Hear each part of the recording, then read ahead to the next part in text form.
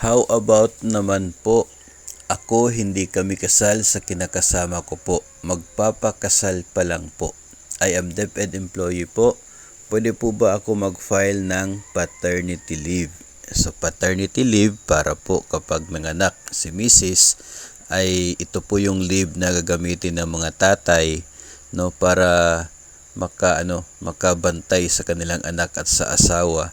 So, ang paternity leave, kung pagbabasihan po natin ang Omnibus Rules on Leave, ito po sa civil service, ang paternity leave ay para lamang po yan sa mga married male government employees. 7 araw po with pay para sa mga kasal na mga lalaki na empleyado ng gobyerno. So, kung hindi ka po kasal, it means you are not eligible para po sa paternity leave. Pero, mayroon pong provision dito po sa bagong rule ngayon sa Section 17 ng Civil Service Commission Memorandum Circular number 5 Series of 2021.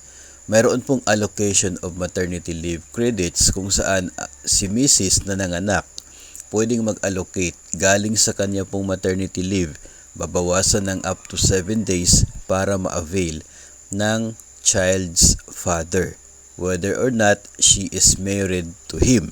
So dito po papasok yung hindi po kasado.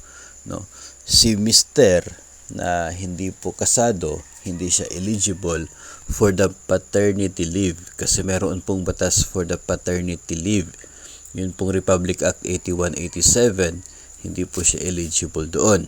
Pero dito po sa bagong batas ng 105 days na maternity leave, mayroong provision, yung Memorandum Circular ng Civil Service na pwedeng mag-allocate. Meaning, babawasan yung maternity leave ni Mrs. na nanganak ng up to 7 days.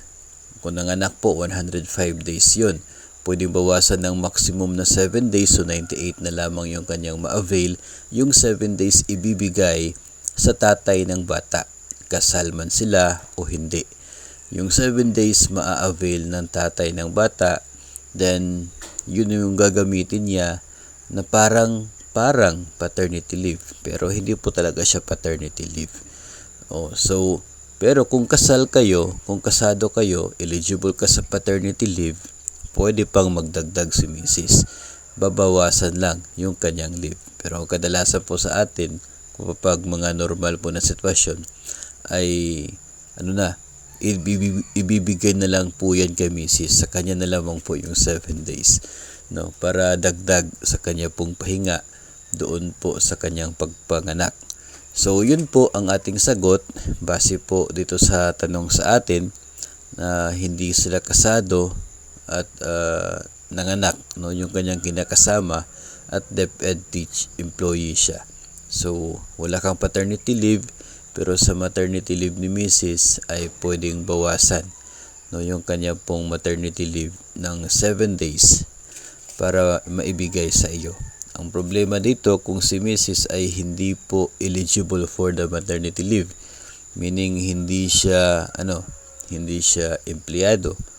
So wala siyang maternity leave na makukuha. So walang maibigay, walang mai-allocate para kay Mr. So sana po malinaw ang pagkakasagot natin sa tanong na ito related sa paternity leave.